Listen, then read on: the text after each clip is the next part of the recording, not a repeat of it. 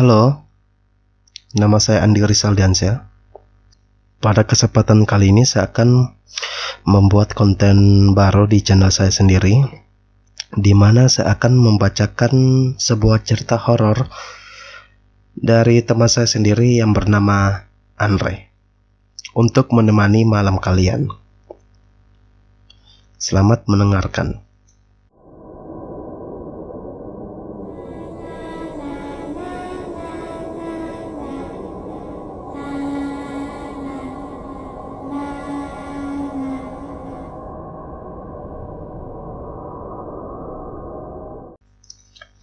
Perkenalkan, nama saya Andre.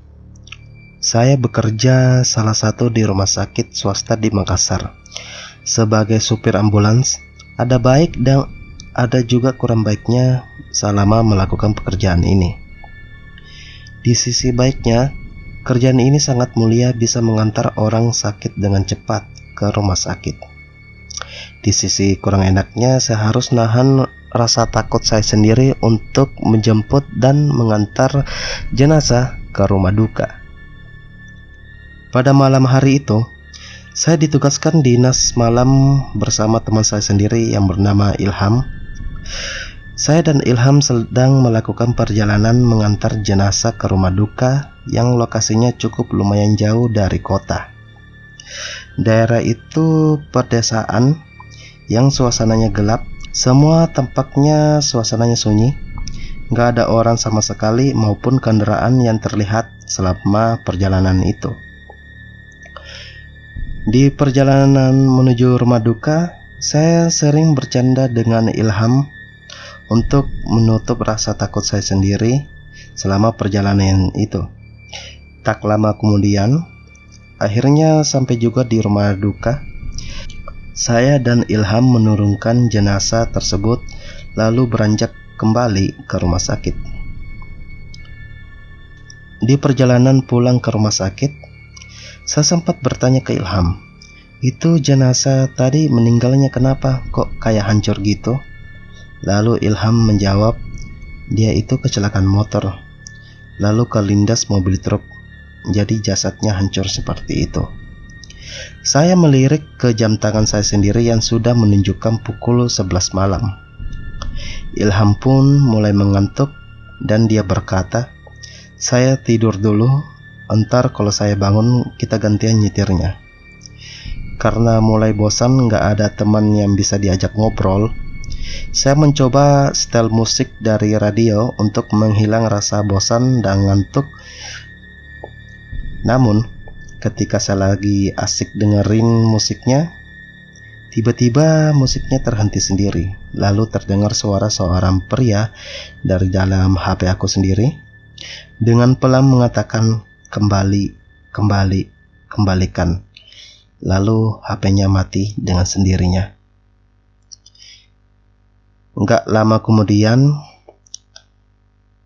saya dikagetkan oleh seekor kucing hitam yang berhenti pas di tengah jalan, seakan menghalangi saya lewat dan tidak membiarkan saya melewati jalan itu.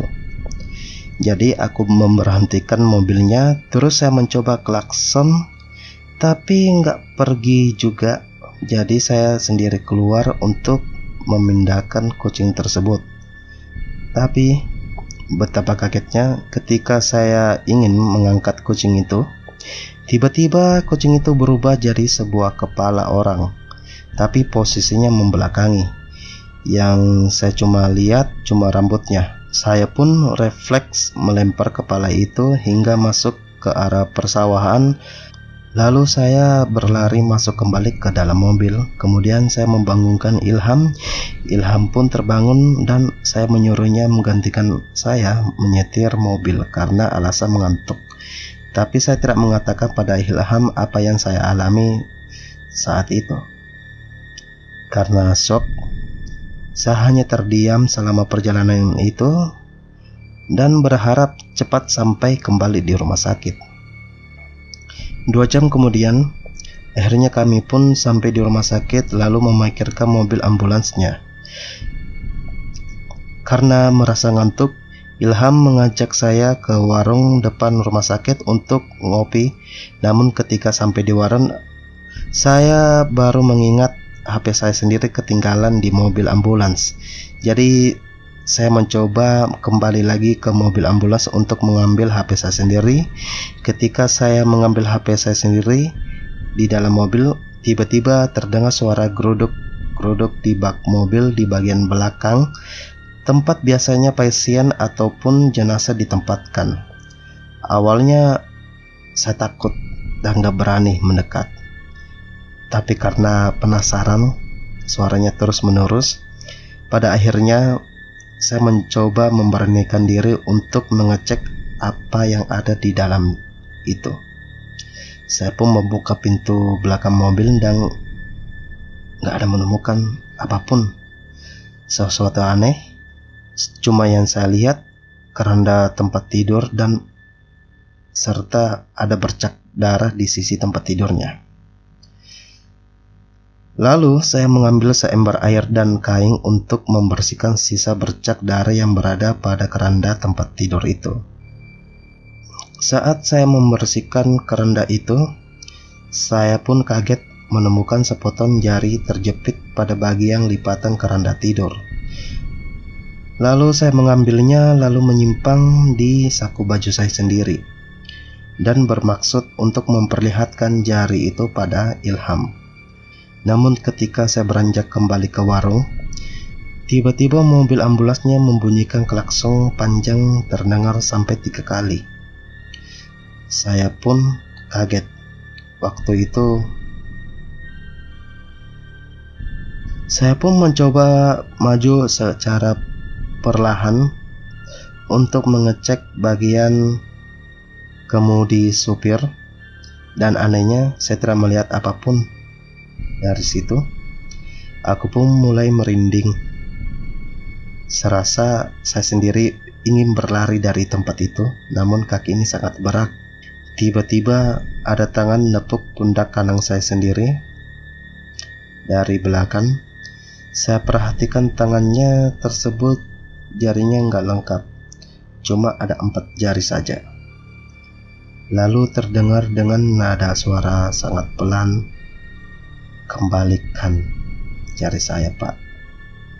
Sontak semua bulu kuduk saya sendiri berdiri dan mulai lemas saking takutnya. Saya pun gak ada pilihan selain mengambil jari tersebut yang berada di saku baju saya, lalu memberikannya langsung pada sosok yang berada di tepat belakang saya sendiri, tanpa saya menoleh sedikit pun ke belakang karena saking takutnya. Setelah saya memberikan jari tersebut, tangan itu terlepas dari pundak saya sendiri, dan saya sempat terdengar kata terima kasih dari sosok itu. Setelah kejadian itu semua udah kembali normal, lalu membalikkan badan dan gak ada siapapun di belakang saya sendiri. Saya pun berlari ke warung dan menceritakan semua apa yang saya alami kepada Ilham. Terima kasih yang sudah mendengarkan cerita ini. Sampai jumpa. Salam Saksenar. Bye bye.